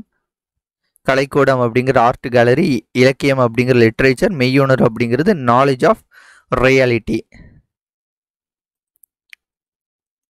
ஓகே, இலக்கணம். இலக்கணம் வந்து பெயர் சொல். மரம், பள்ளிக்கூடம், சித்திரை, கிளை, இனிப்பு, பாடுதல் ஆகிய சொற்களை கவனிகள். இவை அனைத்தும் வந்து ஒரு பெயரை குறிக்கின்றன. இவ்வாறு ஒன்றன் பெயரை குறிக்கும் சொல் வந்து பெயர் சொல். ஆனால் பெயர் சொல் வந்து 6 வகைப்படும். என்னன்னா பொருட்பெயர், இடப்பெயர், காலப்பெயர், சினைப்பெயர், பண்பு பெயர், தொழிற்பெயர். இப்போ பொருள் பெயர் அப்படிங்கிறது ஒரு பொருளை கொடுக்கக்கூடிய பெயர் வந்து பொருட்பெயர். காலப்பெயர் இடப்பெயர் அப்படிங்கிறது பிளேஸ். ஓகேவா, இது பிளேஸை குறிக்கக்கூடியது, இது பொருள் தான். அடுத்து காலப்பெயர் அப்படிங்கிறது ஒரு இப்போ என்ன சொல்ல நாள், மாதம், கிழமை அந்த மாதிரி வரக்கூடியதெல்லாம் காலப்பெயர். சினைப்பெயர் அப்படிங்கிறது ஒரு பொருள் உள்ள உறுப்புகள்.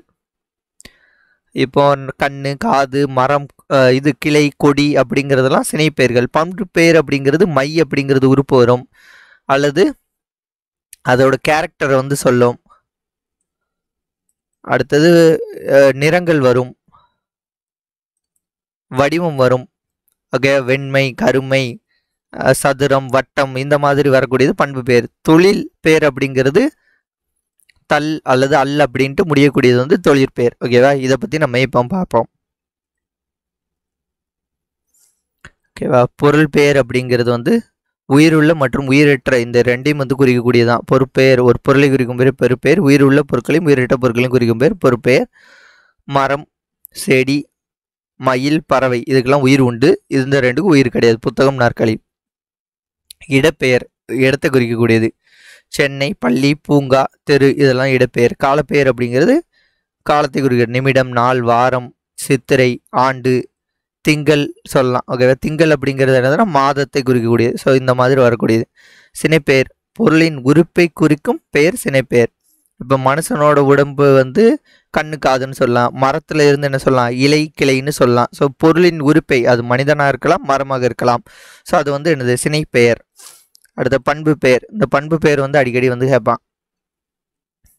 பொருளின் பண்பை குறிக்கும் பெயர் பண்பு பெயர். இதில் வந்து பார்த்தீங்கன்னா மை அப்படிங்கிறது வரும், நிறம் அப்படிங்கிறது வரும், வடிவம் அப்படிங்கிறது வரும். அது போக பண்பு, வெறும் பண்பு மட்டும் கூட கொடுத்து வரும். ஓகேவா, இதெல்லாம் வந்து என்னதுன்னா பண்பு பெயர். தொழிற்பெயர் தொழிலை குறிக்கும் பெயர் தொழிற்பெயர். இதில் பாருங்க தல், தல், அல்லுன்னு மாதிரி வரும். படித்தல், ஆடுதல், நடித்தல் இப்படிங்கிறது அல், தல்லுங்கிறது வருதுலாம் தொழிற்பெயர். இல்லை பேசிக்ஸ் ஆஃப் இனக்கலாம், இல்லை நம்ம படிக்கிறது மாதிரி ரொம்ப பெரிய விஷயம் இல்லை. இதில் வந்து இந்த பக்கத்தை வந்து நீங்கள் மறைச்சிக்கோங்க, கையை வச்சு மறைச்சிக்கிட்டு சொல்லி பாருங்க. காவியா புத்தகம் படித்தாள். புத்தகம் அப்படிங்கிறது என்னது பொருள் பெயர். காவியா பள்ளிக்கு சென்றாள். பள்ளி அப்படிங்கிறது ஒரு இடம் தானே, இடப்பெயர். மாலை, மாலை அப்படிங்கிறது என்னது நாட்கள், மாதம் இந்த மாதிரி ஒரு காலத்தை குறிக்கக்கூடியது காலப்பெயர். காவியா தலையசைத்தாள். தலை அப்படிங்கிறது உடலில் உள்ள ஒரு உறுப்பு, அதனால இது என்னது சினைப்பெயர். காவியா இனிமையாக பேசினாள். இனிமை அப்படிங்கிறது என்னது ஒரு பண்பை குறிக்கக்கூடியது, அதனால பண்பு பெயர். காவியா நடனம் ஆடுதல் பிடிக்கும். அவள் நடனம் அப்படிங்கிறது அவளுடைய ஒரு செயல், அவளுடைய ஒரு தொழில் அப்படின்ட்டு சொல்லலாம். அதுவுமே தள்ளுன்னு முடிஞ்சிருக்குல்ல, தொழிற்பெயர். அவ்வளோதான். இது இப்போ நம்ம பெயர் சொல் வந்து 6 வகைப்படும், அதை பார்த்துட்டோமா. இப்போ அடுத்து வந்து இந்த பெயர் சொல்ல வந்து 2 பேட்டர்ன் இருக்குது. ஒன்று என்னென்னா இடுகுறி பெயர், காரண பெயர் அப்படின்ட்டு 2 வந்து பிரிக்கிறாங்க. நம் முன்னோர்கள் பெயர் சொற்களை அவை வழங்கும் அடிப்படையில் இடுகுறி பெயர், காரண பெயர் அப்படின்னு சொல்லியிருக்காங்க. இடுகுறி பெயர் அப்படின்னா வந்து என்னென்னா எந்த காரணமும் கருதாமல் ஒரு சில பொருளுக்கு வந்து இட்ட பெயர்கள் வந்து இடுகுறி பெயர்கள். காரணம் கருதாமல் இட்ட பெயர்கள் இடுகுறி பெயர்கள், காரணம் கருதி இட்ட பெயர்கள் காரண பெயர்கள். இந்த இடுகுறி பெயர்களில் ஓகேவா, காரணம் கருதாமல் பெயரிட்டது வந்து இடுகுறி பெயர்கள். இடுகுறி பெயர்களுக்கு எடுத்துக்காட்டு வந்து மண், மரம், காற்று. மண்ணுக்கு ஏன் மண்ணுன்னு பேர் வச்சுன்னு தெரியாது, மரத்துக்கு ஏன் மரம் பேர் வச்சுன்னு தெரியாது, காற்றுக்கு ஏன் காற்றுன்னு பேர் வச்சுன்னு தெரியாது. அதனால காரணம் கருதாமல் வந்து பேர் வச்சதெல்லாம் வந்து இடுகுறி பெயர்கள். இந்த இடுகுறி பெயர்களை வந்து 2ஆக வந்து பிரிக்கிறாங்க. இடுகுறி பொது பெயர், இடுகுறி காரண சிறப்பு பெயர் அப்படின்ட்டு 2 தான் வந்து பிடிக்கிறாங்க. இடுகுறி பொது பெயர் அப்படிங்கிறது வந்து பார்த்தீங்கன்னா மரம். மரம் அப்படிங்கிறது எல்லா வகையான மரமையும் மரம் தான் சொல்லுவோம். காரணம் கருதாமல் வந்து ஒரு பேர் வச்சுட்டோம், ஆனால் அந்த பேர் வந்து ஒரு பொதுவாக அமைகிறது இல்லை. இப்போ இடுகுறி பெயர் அதன் தன்மையுடைய எல்லா பொருளுக்கும் பொதுவாக. இப்போ மரம் அப்படிங்கிறது ஒரு இடுகுறி பெயர் அப்படின்னு நம்ம தெரிஞ்சுட்டு, ஆனால் அது என்ன மரம், மாமரமா, வேப்ப மரமா, ஆலமரமா, புளிய மரமா தெரியாது, அது ஒரு பொதுவாக வச்சுட்டோம். அதனால இடுகுறி பொது பெயர். காடு, ஓகேவா, காடும் அப்படிதான். அமேசான் காடா, என்ன காடு, வேப்பங்காடா, கருவேலங்காடா, என்ன காடு அப்படிங்கிறது தெரியாது. காடு அப்படின்ட்டு பொதுவாக வச்சுட்டோம். ஸோ பொதுவாக வைக்கக்கூடிய பெயர்கள் இடுகுறி பொது பெயர். நல்ல இதை படிங்க. காரணம் கருதாமல் பெயர் வைக்கிறாங்க, அது இடுகுறி பெயர். அந்த இடுகுறி பெயரில் ஒரு பொதுவாக இருக்கக்கூடிய பெயர்கள் வந்து இடுகுறி பொது பெயர். அந்த இடுகுறி பெயரில் இப்போ மாமரம் அப்படிங்கிறது என்னது, இடுகுறி சிறப்பு பெயர். கருவேலங்காடு அப்படிங்கிறது வந்து என்னது, இடுகுறி சிறப்பு பெயர். அவ்வளோதான். ஸோ இங்கே மான்னு கொடுத்துருக்காங்க. ஸோ மாமரம், ஆலமரம், வேப்ப மரம் அந்த மாதிரி எது வேணாலும் எடுத்துக்கலாம். கருவேலங்காடு ஸோ அதோட ஒரு பொருளை மட்டும் குறிக்கும். ஓகேவா, மரத்தில் மாமரம், காடில் கருவேலங்காடு அப்படின்ட்டு அந்த ஒரு பொருளை மட்டும் குறிக்கும். இதுவும் இடுகுறி பெயர் தான். ஆனால் நல்லா புரிஞ்சுக்கணும், இடுகுறி பெயர்னா காரணம் கருதாமல் இருக்கணும். மாமரம், மாமரம்னா மாங்காய் வருது மரம்னால மாமரம். ஆனால் உங்களுக்கு அங்கே மரம் அப்படிங்கிறது வந்து என்னது, இது தானே, ஆலமரம், வேப்ப மரம் அப்படின்றலாம் இங்கே மான்னு போட்டிருக்காங்க. காடில் என்ன வகை டைப் ஆஃப் காடு. ஸோ அதில் ஒரு பர்டிகுலராக ஒரு பொருளை மட்டும் குறிக்கிறதுக்கு இடுகுறி சிறப்பெயர். இப்போ காரண பெயர் அப்படிங்கிறது காரணம் கருதி வச்சா அது காரண பெயர். இப்போ பாருங்கள், நாற்காலி அப்படிங்கிறது என்னது, 4 கால்கள் இருக்கக்கூடியது நாற்காலி. ஓகேவா,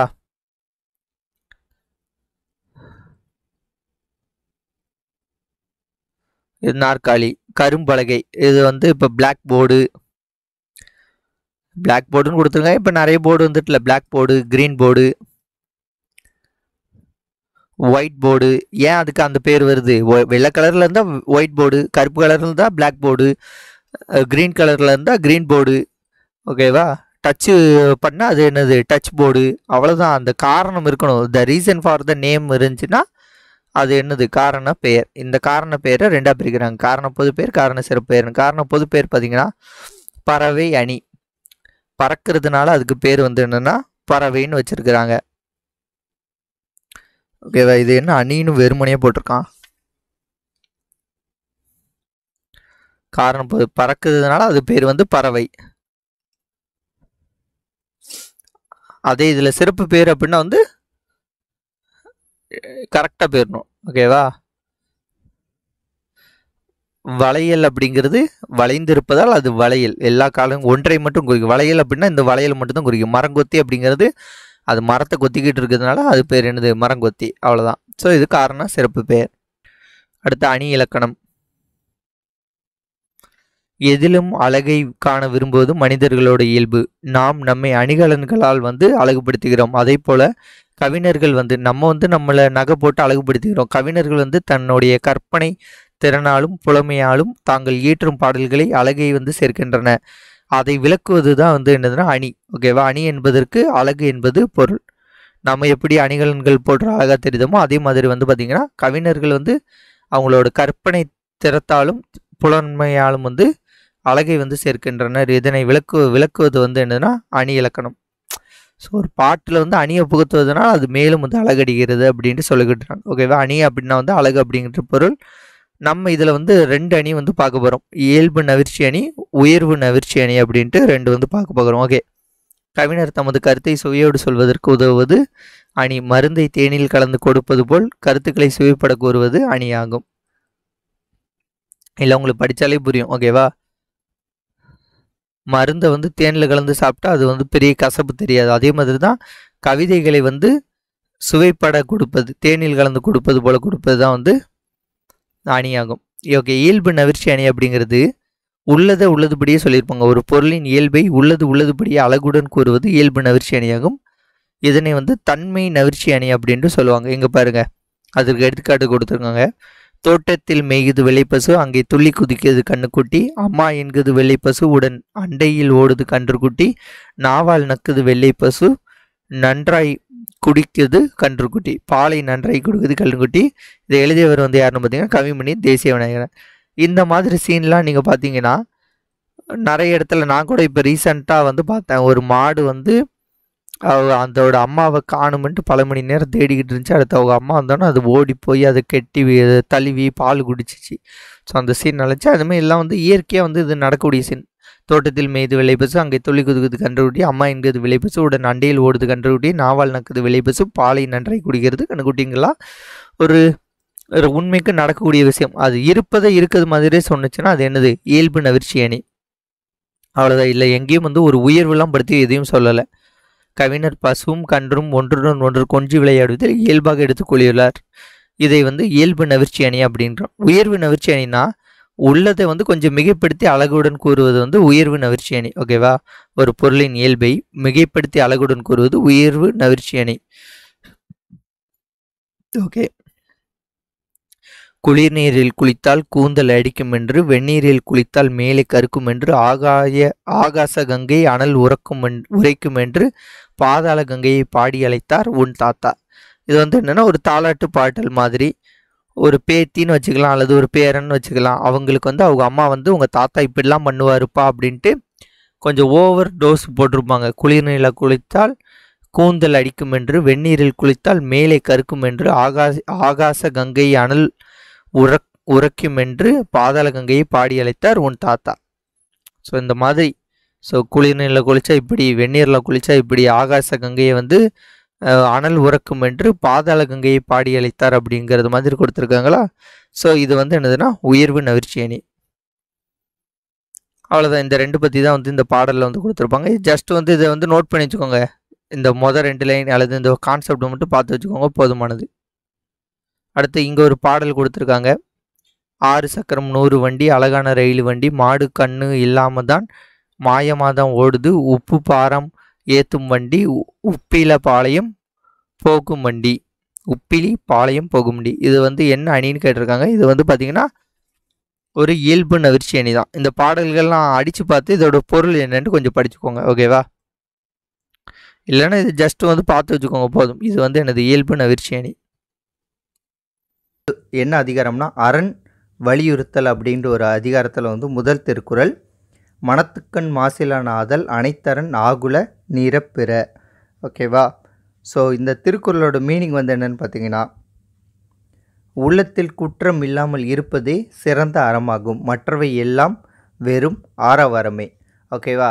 ரொம்ப நல்லவன் போல் வந்து ஆக்டிங் பண்ணிக்கிட்டு உள்ளுக்குள்ளே ஃபுல்லாக குற்றம், ஓகேவா, இவனை எப்படியாட்டு கெடுக்கணும் அப்படின்ட்டு கெட்ட எண்ணத்தை வச்சுருக்கதை வந்து வேஸ்ட்டு. அவன் வந்து நல்லவன் மாதிரி நடிக்கிறான், ஆரவாரம் அப்படிங்கிறாங்க. ஓகேவா?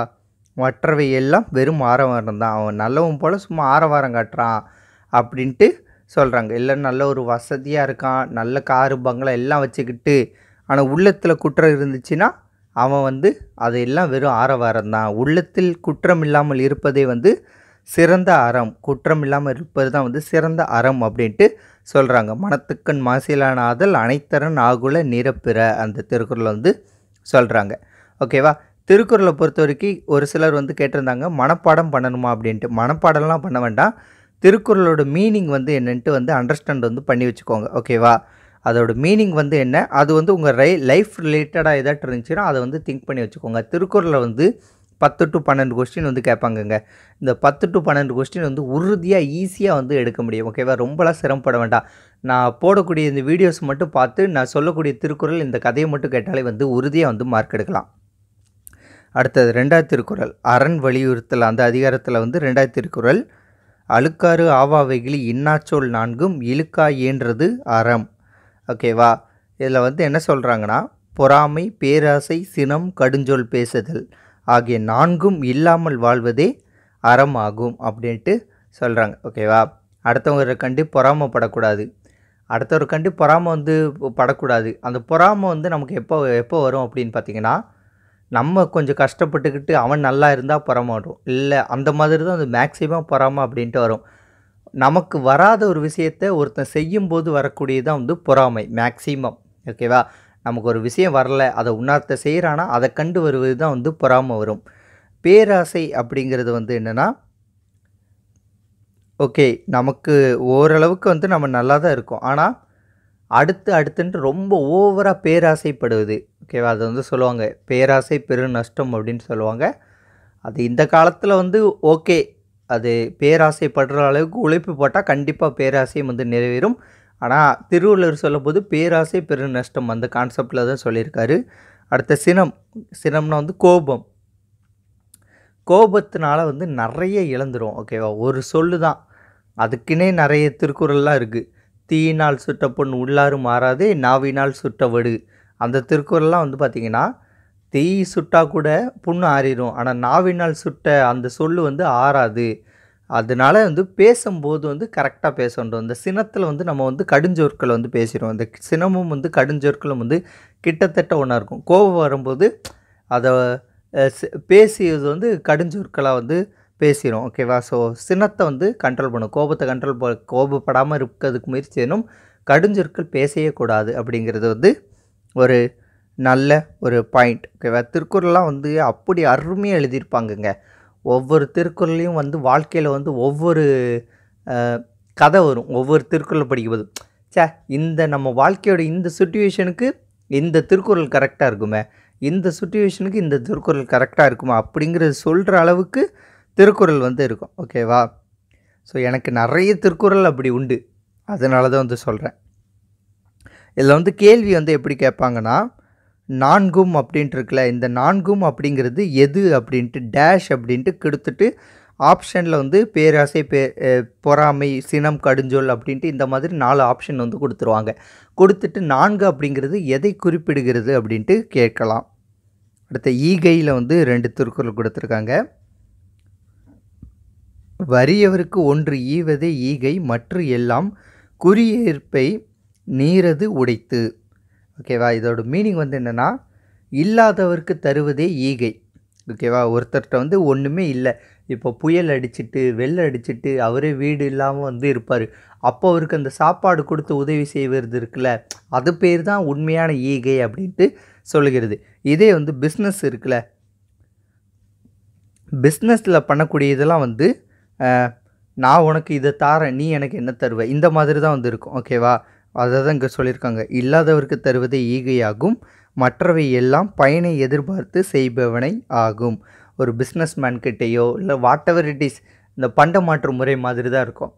என்கிட்ட இது இருக்குது, நான் உன்ட்ட இதை தரேன், நீ எனக்கு என்ன தருவ, இந்த மாதிரி ஆயிரும். இப்போ யாசிப்பவர்கள்கிட்ட போயிட்டு நான் உங்களுக்கு 10 ரூபா கொடுத்தா அவ்வளோதான், அந்த 10 ரூபா வந்து எனக்கு அந்த 10 ரூபாய்க்கு என்ன தருவெல்லாம் வந்து கேட்க முடியாது, கேட்கக்கூடாது. அதுதான் தர்மம். ஓகேவா? ஸோ யாசிப்பவர்கள், இல்லாதவர்கள் அப்படிங்கிறது யாசிப்பவர்கள், புயல், வெள்ளம், மழை எதுலேயோ வந்து அவங்களுடைய மொத்தத்தை இழந்து அவங்களே ஒன்றுமில்லாமல் இருக்கும்போது அவங்களுக்கு வந்து நம்மளால் முடிந்த அளவுக்கு கொடுப்பை தான் வந்து ஈகை அப்படின்ட்டு சொல்கிறாங்க. இந்த திருக்குறளும் வந்து இதோட ரிலேட்டடாக தான் வரும். ஈத்துவக்கும் இன்பம் அறியார்க்குள் தாமுடைமை வைத்திலக்கும் வன்கணவர். ஓகேவா? இதோட மீனிங் வந்து என்னென்னா, இல்லாதவருக்கு வந்து உதவும் போது வரும் பார்த்திங்களா அந்த இன்பம், அந்த இன்பத்தை அறியாதவர்கள் வந்து பொருளை சேர்த்து வைத்து பின் இழந்து விடுவார்கள் அப்படின்ட்டு சொல்கிறாங்க. உன்கிட்ட எவ்வளோ சொத்து இருந்தாலும் சரி, நீ அடுத்தவங்களுக்கு கொடுத்து அதில் வரக்கூடிய இன்பத்தை வந்து நீ உணரணும். அப்படி அடுத்தவங்களுக்கு கொடுத்து நீ அந்த இன்பத்தை நீ உணரவில்லைன்னா, நீ எவ்வளோ பொருளை சேர்த்து வச்சுருந்தாலும் சரி, அது ஒரு காலகட்டத்தில் வந்து அழிந்து விடும், இழந்து விடுவாய், அழிந்து விடும் அப்படின்ட்டு சொல்கிறாங்க. ஓகேவா? இந்த ரெண்டும் வந்து கிட்டத்தட்ட வந்து ஒரே மாதிரியான திருக்குறள் தான். அடுத்த இன்னா செய்யாமை அதிகாரத்தில் உள்ளது. இன்னா செய்தாரை ஒருத்தல் அவர் நாண நன்மையும் செய்து விடல். ஓகேவா? நமக்கு துன்பம் செய்தவர் நாணும்படி அவருக்கு நன்மை செய்வது தான் அவரை தண்டிக்கும் வழியாகும். ஒருத்தர் நம்ம கெட்டது பண்ணிட்டான்ட்டு அவனுக்கு கெட்டதையே யோசிச்சுக்கிட்டு இருக்காமல் அவனுக்கு நல்லதை செஞ்சிட்டோன்னா, நிறைய படத்தில் கூட நிறைய படம் நிறைய சீன்ஸ்லலாம் வந்திருக்கும் இந்த மாதிரி. நான் உங்களுக்கு எவ்வளோ கெட்டது பண்ணேன், ஆனால் நீங்கள் எனக்கு நல்லது பண்ணிட்டீங்களே அப்படின்ட்டு இந்த கிளைமேக்ஸ் சீனில் வச்சு மொத்த கதையும் வந்து மாற்றிடுவாங்க. உதாரணத்திற்கு ரஜினி படம் வந்து ஒரு சில படங்கள்லாம் வந்து இந்த மாதிரி தான் இருக்கும். ரஜினிக்கு நிறைய கெட்டது வந்து பண்ணியிருப்பாங்க, ஆனால் கடைசியில் வந்து ரஜினி வந்து அந்த ஆளுக்கு வந்து ஏதாட்டும் ஒரு ஆபத்து ஏற்படும் போது ரஜினி போய் காப்பாற்றுவார். உதாரணத்திற்கு எந்த படம் தெரில, கார்த்திக் வந்து வருவார். கார்த்திக்கு, ரஜினி, ராதிகா இவங்களாம் வருவாங்க. அதில் வந்து கார்த்திக் வந்து ரஜினியை ரொம்ப இது பண்ணிக்கிட்டு இருப்பார். ஆனால் கடைசியில் கார்த்திக்கு ஒரு பிரச்சனைன்னு வரும்போது ரஜினி வந்து போய் வந்து நிற்பார். அப்போ தான் வந்து இந்த மாதிரி திருக்குறள்லாம் வந்து அங்கே அடாப்ட் ஆகும். ஓகேவா? அப்போ அவர் எவ்வளோ தான் நமக்கு துன்பம் கொடுத்து எவ்வளோ தான் நமக்கு வச்சு செஞ்சுருந்தாலும் அவருக்கு வந்து நம்ம நன்மை செய்வது தான் வந்து அவருக்கு தண்டனை கொடுப்பதற்கான வழியாகும் அப்படின்ட்டு சொல்கிறாங்க. அடுத்தது 6வது திருக்குறள். அறிவினான் ஆகுவது உண்டோ பிரிதின் நோய், தன்னோய் போல் போற்றா கடை. பிறரின் துன்பத்தை வந்து தமது துன்பம் போல வந்து கருதாவிட்டால் தாம் பெற்றுள்ள அறிவால் எந்த பயனும் இல்லை. ஓகேவா? அவ்வளோதான். இப்போ வந்து கோவில் வாசலில் உட்காந்து யாசிப்பவர்கள் இருக்காங்கன்னு வச்சுக்கோங்களேன். பிச்சைக்காரர்கள்னு சொல்ல வரல, அதான் யாசிப்பவர்கள் அப்படிங்கிறேன். ஓகேவா? அவங்ககிட்ட போயிட்டு நீ ஏன் இங்கே வந்த, நல்லா தானே உட்காந்துருக்க, கை கால்லாம் நல்லா தானே இருக்குது, உழைச்சி சாப்பிட வேண்டியதானே, அவனுக்கு பேங்க்கில் அக்கௌண்ட் இருக்கும், அவன்கிட்ட காசை கொடுக்காத. ஸோ அந்த மாதிரி ரொம்ப கிரிட்டிசைஸ் பண்ணுறதுலாம் வந்து அவனோட இடத்துல இருந்தால் நமக்கு தெரியும். ஒரு இடத்துல உக்காந்துக்கிட்டு எனக்கு 10 ரூபா பிச்சை போடுங்கன்ட்டு நம்ம கேட்குறதுக்கு எவ்வளோ கஷ்டமாக இருக்கும். அவங்களுடைய அனைத்தையும் விட்டு தான் வந்து அவங்க கேட்குறாங்க, அந்த யாசிப்பவர்கள். எல்லாம் அவங்களுடைய தன்மானம் எல்லாத்தையும் விட்டுட்டு தான், அவங்களால எதுவுமே முடியாத பட்சத்தில் தான் கேட்குறாங்க ஓகே அப்படின்ட்டு. அங்கே உட்காந்துட்டு அவங்கள கிரிட்டிசைஸ் பண்ணுவது அப்படிங்கிறது என்னென்னா, பிறரின் துன்பத்தை வந்து தம் துன்பம் போல் வந்து கருதலை அப்படிங்கிறது தான் வந்து அர்த்தம். ஓகேவா? நமக்கு அப்படி நேர்ந்தால் நம்ம என்ன பண்ணுவோம் அப்படின்ட்டு நம்ம கருதுறோம். அதை தான் வந்து இங்கே சொல்லியிருக்காங்க. அப்படி இருக்கிற பட்சத்தில் நமக்கு அறிவு இருந்தால் என்ன, இல்லைன்னா என்னன்ட்டு சொல்கிறார். அடுத்தது அதே அதிகாரம் தான், இன்னா செய்யாமையில் தான் 3 இது கொடுத்துருக்காங்க அந்த அதிகாரத்தில். எதை தானும் எஞ்ஞான்றும் யாருக்கும் மனந்தானாம் மானா செய்யாமை தலை. ஓகேவா? இந்த திருக்குறளோட மீனிங் வந்து என்னென்னு பார்த்தீங்கன்னா, நம் உள்ளம் ஏற்றுக்கொள்ளாத எச்செயலையும் எக்காலத்திலும் யாருக்கும் சிறிதளவும் செய்யக்கூடாது. நம்ம மனசு வந்து சொல்லிடுங்க இது கரெக்டாக தப்பா அப்படின்ட்டு நம்ம மனசு வந்து சொல்லிடும். நம்ம மனசு சொல்லக்கூடியதை மட்டும் செய்யணும். நம்ம மனசு வந்து இது வேண்டாம் அப்படின்னு சொன்னிச்சுன்னா செய்யக்கூடாது, செய்ய அப்படின்னு சொன்னால் செய்யணும். ஓகேவா? ஸோ மனசுலேயே வந்து குரங்கு மனசு இருக்குது, நல்ல மனசு இருக்குது. ஸோ அதை வந்து நம்ம பகுத்தறிவை கொண்டு நம்ம பார்த்து இது வந்து குரங்கு மனசு, இது பேராசைப்படுது, இது நல்ல மனசு, இது கரெக்டாக சொல்லுகிறத நம்ம தான் வந்து கண்டுபிடிக்கணும். ஓகேவா? அவ்வளோதான். இது ரொம்ப சிம்பிளான திருக்குறள். அடுத்தது கொல்லாமை அதிகாரத்திலேருந்து கொடுத்துருக்காங்க. பகுத்துண்டு பல்லுயிர் ஓம்புதல் நூலோர் தொகுத்தவற்றுள் எல்லாம் தலை. இது வந்து ஒன்றும் கிடையாது, தம்மிட்ட இருக்கிறத வந்து மற்றவர்களுக்கு வந்து பகிர்ந்து கொடுத்து அவர்களை வந்து காப்பாற்ற வேண்டும், அதுவே அறநூல்களுக்கு கொடுப்படும். இதுக்கு வந்து உதாரணத்திற்கு வந்து என்னென்னா, நம்மகிட்ட சாப்பாடு நம்ம தினம் பண்ணுறோம், நம்மகிட்ட தண்ணி இருக்குது அப்படிங்கிறதுனா, நம்ம வீட்டை சுற்றி உள்ள காக்கா ஏதோ பறவைகள்லாம் இருக்கும்ல, அந்த பறவைகளுக்கெல்லாம் தினமும் சோறு வைக்கிறது, தண்ணி வைக்கிறது, இந்த மாதிரி விஷயங்கள்லாம் வந்து செய்யணும். ஓகேவா? அதுதான் வந்து பகுத்துண்டு பல்லுயிர் நோம்புதல் நூலோர் தொகுத்தவற்றுள் எல்லாம் தலை. அவ்வளோதான், நம்மகிட்ட இருக்குதை வந்து கொடுக்குறோம், அவ்வளோதான். அதை தான் வந்து இங்கே வந்து சொல்கிறாங்க. இதை வச்சு பின்னாடி வந்து நான் சொன்ன மாதிரி ஒரு கண்டென்ட்டை வச்சு ஒரு கேள்வி வந்திருக்கும். ஓகேவா? தம்மிடம் இருப்பவற்றை பிற உயிர்களுக்கு பகிர்ந்து கொடுக்க காப்பாற்ற வேண்டும். நம்மகிட்ட இப்போ அவங்க சாப்பிட முடியாத நிலைமையில் ஒருத்தங்களுக்கு இருக்கும்போது, நம்மகிட்ட சாப்பாடு நிறைய இருக்கும்போது அது கொடுக்கணும். அதை கொடுத்தா தான் அந்த இது தான் வந்து ஹியூமனிட்டி அப்படின்ட்டு சொல்கிறாங்க. அதான் வந்து அறநூல்களில் கூறப்படும் அறங்களில் சிறந்தது. அறங்கள் அப்படிங்கிறதே வந்து ஹியூமனிட்டி. ஓகேவா? ஹியூமனிட்டி அப்படிங்கிறது தான் வந்து சொல்கிறாங்க. பெரியாரை பிழையாமை. ஓகேவா? அந்த அதிகாரத்துலேருந்து 2 இது கொடுத்துருக்காங்க. ஆற்றுவார் ஆற்றல் இகழாமை, போற்றுவார் போற்றுருள் எல்லாம் தலை.